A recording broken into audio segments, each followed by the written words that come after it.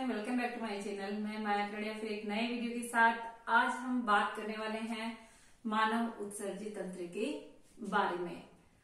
विभिन्न प्रकार के जो प्राणी होते हैं उनमें सब में भोजन से जो ऊर्जा प्राप्त होती है और विभिन्न कार्यों में हमें ऊर्जा जो है भोजन के ऑक्सीडेशन से मिलती है। इस भोजन के ऑक्सीडेशन के बाद अपशिष्ट पदार्थों का निर्माण होता है बॉडी में, और इन कैटाबोलिक और एनाबोलिक क्रियाओं के पश्चात जो हानिकारक पदार्थ हमारे शरीर में बनते हैं, वो वेस्ट मटेरियल जो है हमारे शरीर में बनते हैं, वो अनावश्यक ही नहीं होते बल्कि हानिकारक भी होते हैं। इन हानिकारक पदार्थों को शरीर से बाहर निकालना आवश्यक होता है, और इन हानिकारक पदार्थों को सभी जीवधारी अपने शरीर से बाहर त्याग करते हैं।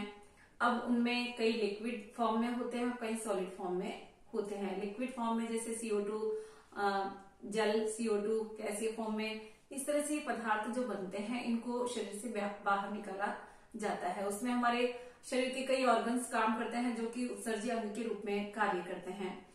अब यदि बात करें कि सॉलिड फॉर्म में जो पदार्थ बाहर निकलते हैं उनके लिए, जिनको हम कहते हैं नाइट्रोजनी अपशिष्ट पदार्थ, ये नाइट्रोजनी अपशिष्ट पदार्थ वेस्ट मटेरियल किस तरह से शरीर में और किस रूप में बाहर निकलता है, इस बेस पे हम प्राणियों को 3 भागों में बांट सकते हैं। जैसे कि शरीर में अमोनिया बनती है और इस अमोनिया को शरीर से बाहर त्यागा जाता है।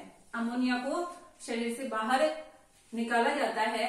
तो यदि हम बात करें अमोनिया की, कि प्राणी अमोनिया को शरीर से बाहर, अमोनिया जल में घुलनशील होती है और हानिकारक और विषैली, कैसी होती है ये? विषैली गैस होती है जो कि व्यक्ति को परेशान कर देती है, किसी न किसी रूप में पेट में दर्द वगैरह होने लग जाता है। और वे प्राणी जो कि अमोनिया को अधिक जल की आवश्यकता होती है अमोनिया को बाहर त्यागने के लिए, और वे प्राणी जो कि अमोनिया गैस को उत्सर्जित करते हैं उत्सर्जित पदार्थों के रूप में, उनको हम कहते हैं अमोनोटैलिक। उनको हम कहते हैं अमोनोटैलिक। पोरीफेरा, प्रोटोजोआ के सदस्य इसमें आते हैं। General discussion. देन बात करें कि यूरिया के रूप में उत्सर्जित पदार्थ जो नाइट्रोजनी अपशिष्ट पदार्थ होते हैं, यदि यूरिया के रूप में त्याग दिए जाए, अमोनिया से यूरिया कम हानिकारक होता है और मनुष्य भी जो है यूरिया के रूप में उत्सर्जित पदार्थ का त्याग करता है। तो यूरिया के रूप में अगर नाइट्रोजनी अपशिष्ट पदार्थ बाहर निकलते हैं या त्यागे जाते हैं तो उन प्राणियों को हम कहते हैं यूरियोटैलिक। क्या कहते हैं उनको? यूरियोटैलिक प्राणी, जैसे कि मनुष्य। अब यदि मान लीजिए अमोनिया के रूप में, यूरिया के रूप में, अगर यूरिक अम्ल के रूप में नाइट्रोजनी अपशिष्ट पदार्थ त्यागा जाए तो यूरिक अम्ल जो होता है वो जल में कम घुलनशील होता है, और यदि प्राणी यूरिक अम्ल के रूप में वेस्ट मटेरियल का त्याग करता है तो उन प्राणियों को हम कहते हैं यूरिकोटैलिक।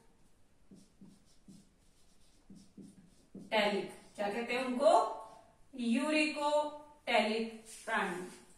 जैसे कि यूरिकोटैलिक प्राणियों में आपके एनालिट्स वगैरह आते हैं। ध्यान दीजिए, अमोनोटैलिक, यूरियोटैलिक और यूरिकोटैलिक। अब हम यहाँ पर स्टडी करेंगे ह्यूमन बीइंग्स में क्या होता है, एक्सक्रीटरी सिस्टम किस प्रकार का होता है और कैसे स्ट्रक्चर होती है, कैसे नाइट्रोजनी अपशिष्ट पदार्थों को बाहर त्यागा जाता है मनुष्य के द्वारा। देखिए, मनुष्य में एक जोड़ी वृक्क पाए जाते हैं उत्सर्जी अंगों के रूप में। यदि बात करें तो वृक्क है, मूत्रवाहिनी है, मूत्राशय है, मूत्र मार्ग है। इस तरह से complete excretory system human beings में बना हुआ है। एक जोड़ी वृक्क पाए जाते हैं ह्यूमन बीइंग्स में। ये उदर गुहा के पृष्ठ भाग में कशेरुक दंड के दोनों तरफ स्थित होते हैं। वृक्क का निर्माण जो होता है वो भ्रूणीय मेसोडर्म से होता है। कितने होते हैं? एक जोड़ी वृक्क ह्यूमन बीइंग्स में, एक जोड़ी वृक्क कहां पाए जाते हैं? कशेरुक के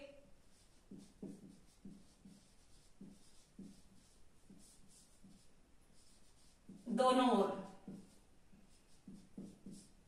कशेरुक तंत्र के दोनों ओर कैसे होते हैं ये? सेम के बीज के जैसे,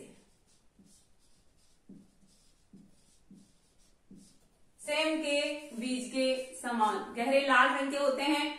और यदि इनके साइज की बात करें तो देखिए साइज जो होती है इसकी 10 से 11 सेंटीमीटर लेंथ होती है, लंबे होते हैं, और 5 to 6 सेंटीमीटर चौड़े होते हैं। 5 से 6 सेमी ये चौड़े होते हैं और 2.5 से 3 सेंटीमीटर इनकी मोटाई होती है। इस तरह से ये जो है 2 किडनी हमारे अंदर पाई जाती है, जो कि उदरगुहा के पृष्ठ भाग में कशेरुक तंत्र के दोनों तरफ स्थित होती है।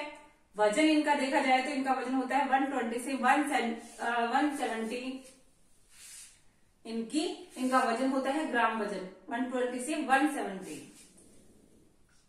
अबाउट 170 ग्राम वजन होता है इनका किडनी का।